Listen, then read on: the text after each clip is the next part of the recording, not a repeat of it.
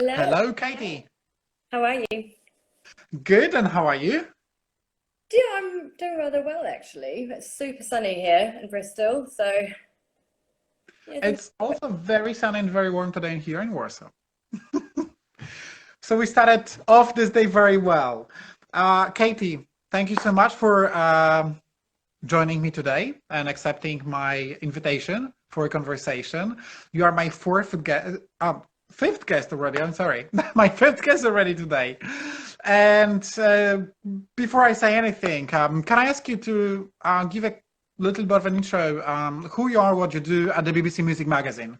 Absolutely. So I work at BBC Music Magazine. I'm acting ad manager at the moment. I've been on the brand for over about 2.5 years now, and I used to work for Music Magazine in London before I moved over to Bristol. I am responsible for the day-to-day operations of the magazine and for the commercial team. There's a team of 6 of us, and we are there to help promote culture from the commercial side as opposed to the editorial side. Thank you so much for this introduction. We've met, I believe, a couple of years ago during, I think, Classical Next conference actually as well.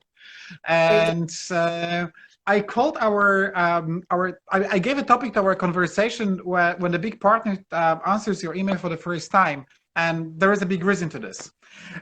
Because when I started 3 years ago, I started from scratch. I started from absolutely nowhere, just having a little bit of, crazy idea of bringing mobile phones to a classical industry and really reverse what it means to have an experience in the concert hall and how my idea can really change the perception of classical music. And when I was starting, even a thought of having live Insta with you would be like dreaming about it.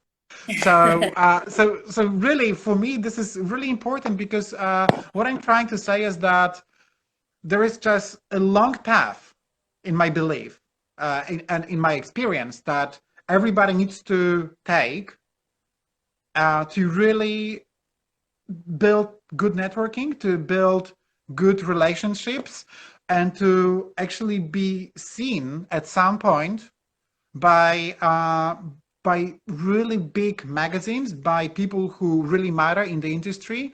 And what I wanted to ask maybe first, what were your first impressions when you learned about the app when we met, when I was able to give you a little bit of the insights of who I am, what I do, and what the app is about?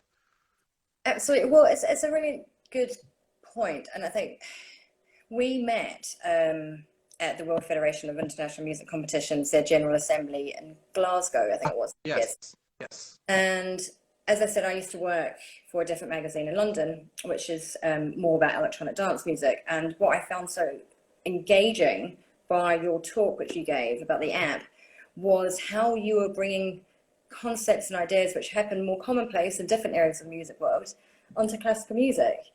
And I was deeply impressed with the concept. I thought the idea of being able to have close-ups of watching someone's hands move in a different way and choosing what view you could have was absolutely fantastic.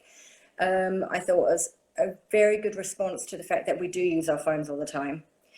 And it was quite interesting because obviously there were all the different music competition leaders were there. There's about 122 of them. And some people were really, really bought into it. And some people were a bit like, we can't have mobile phones in the concert hall. And I got thinking about that quite a lot. And I'm with you. Why not? We have them anyway. Find people texting their friends. So why don't we actually use it for something which is really worthwhile and provides even more to the experience of being in the hall? So I was really impressed from that first moment. And we've been lucky that we've caught up quite a few times since then as well. But yeah, This is really, this is exactly the point of actually that stands behind the philosophy of creating the app, because we all go to classical music concerts. I mean, not all, but we go to classical music concerts, and we see, and we myself, but to check sometimes my email or to answer to somebody on WhatsApp or to check something else. So even though it's forbidden to use a mobile phone in a concert, still people do that because we are completely addicted to doing this. Of course, it's not healthy, but this is what it is, and this is how we live. And this is the primary idea that I had, not only to give the concert experience, a new concert experience, but to give an add-on to something that you're already using anyway. So why not to provide a content that can give you a new experience and can provide you to see different things from different angles and to change the understanding of what it means to be on the stage. Because for myself as a musician, it's more common for me to be actually on the stage and see the conductor and be among my friends rather than standing in a concert hall. Now it's a bit different because I don't play as much. But for the majority of the concert hall, for the audience members, they have never been on the stage. They have never been able to observe the face of the conductor. They have never been able to see, like you said, the little details here, on a fingerboard and how it technically works. I think also what I loved about it was this idea that you can pull out more information about the performers, about the piece that you're listening to, also that you could chat potentially with other people in the crowd. And I like that because actually, how often do we whisper to the person next to us, but to be able to actually do it silently to build up the conversation at the same time, real time is really lovely. Absolutely. And Katie, you work for the biggest or one of the biggest classical music magazines in the industry. Can you share insights of your work, how you work with different customers, with orchestras, with operas, with opera houses, with festivals, what kind of marketing they can get? Because for me as a startup, I'm still on the way of being able to afford the big services, and I will definitely in the future, but I'm still on the way to do that. So for me, would be great to hear from you, and I'm sure for a lot of people as well, what really your job is, and what we as organizers of concerts or representatives of business in the classical music industry can get out from a cooperation with such a big partner like BBC Music Magazine. Thank you. It was a very lovely introduction to my magazine. We they have the largest circulation of any classical music or opera magazine in the Western world, because I'm not sure about China, because I imagine they might have a big one. We have been around since 1992. We have an incredible wealth of knowledge in the editorial team. They live and breathe classical music. They play, they sing, they have studied it at length, and also obviously are writers. And they're very, very good at getting information across in a lovely, entertaining way for people, not just diehard classical music fans, but people who might just be interested and want to learn a bit more. And how we fit into that is that we provide an opportunity for operas and orchestras and music competitions and festivals to talk to our audience.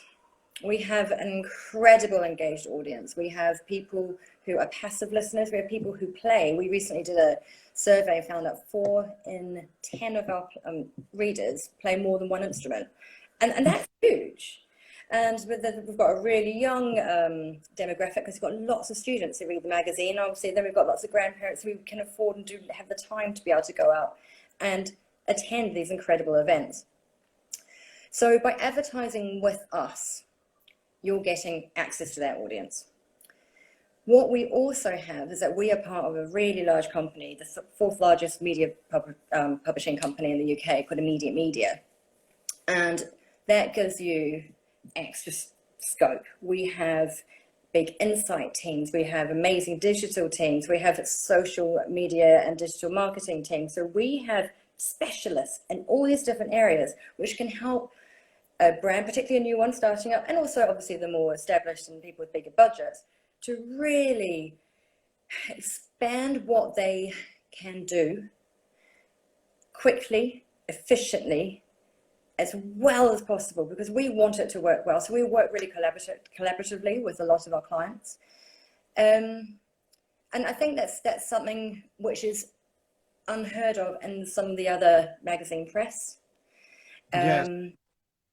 I have to say that from my perspective, this week has been very special. from the perspective of the work and preparations for me, because I was invited by Classical Next to the webinar that is happening on Monday at 3 Warsaw time. And as an intro to this is what we have today, which is my Insta takeover. And it was very, at the very beginning, very big excitement, but then what can I do really to provide interesting content? And I wanted to organize these live talks with different people who I know, who I've been working with, or I keep in touch with, to show how many different things need to happen and come together to be in a place where I'm now, which is super exciting. And I have to tell you about the social media aspect. I have underestimated social media, including Instagram and Facebook and everything. And I have an amazing team here in Warsaw who love social media. And they always say, Jakub, you have to do this, you have to record this, give us a little bit of material and then we can promote it. Yeah. And I have to tell you that the last 3 days, it's been over 10 hours, just myself here in the office. And I had 4 or 5 people working only on the communication of our social media to promote today, what we do now, and then to promote Monday. And it gave me the understanding of, first of all, how much hard work it is, how much, preparations, brainstorming, making sure it looks nice, that you reach people you want to reach. In our case, potential clients, new partners. We want to have global visibility. And I can only imagine that when I will be a bigger company and I can call you, Katie, what we can do, I've got this budget. What can you offer? That it is going really to take a lot of the work away from us and really dedicate it to what you can do with your experienced team, with your audiences around the world, people who follow, both from representatives who are just music lovers, but also people who are representatives of the industry. Exactly. Who are decision makers. And can you tell us, we are running a little bit out of time, but I wanted to ask you one more thing. If you could tell me to focus a little bit on the social media, how you see as a magazine that has been in the market for so long, the change, if there is any change from your perspective, of how you reach people, what kind of new materials can be produced, and how the global reach of the message is changing because of the availability of all of these amazing channels like Facebook now, it's been for years, Instagram, now TikTok is coming in, and how, from your perspective, it works and how it changes. Hello, can we hear each other? I did just miss. Yeah. So it's really interesting because we've got these 2 threads to it. We have the editorial social media team, and they do lots of posting around which supports the kind of content in the magazine and things which work better online. And especially at the moment, what they've been doing a lot of, because quite understandably, as all these venues have been closing, they have been doing lots of listing of the streaming, which has been happening instead, because obviously that's what people are interested in. And we've been posting it online and doing lots of feed via our social channels. And interestingly, the page on our website with all these streams has had it's the 3rd largest page of hits that we've had. And in 1 month, we had 8,700 views just go onto that one streaming page. And a lot of that is driven because of social media.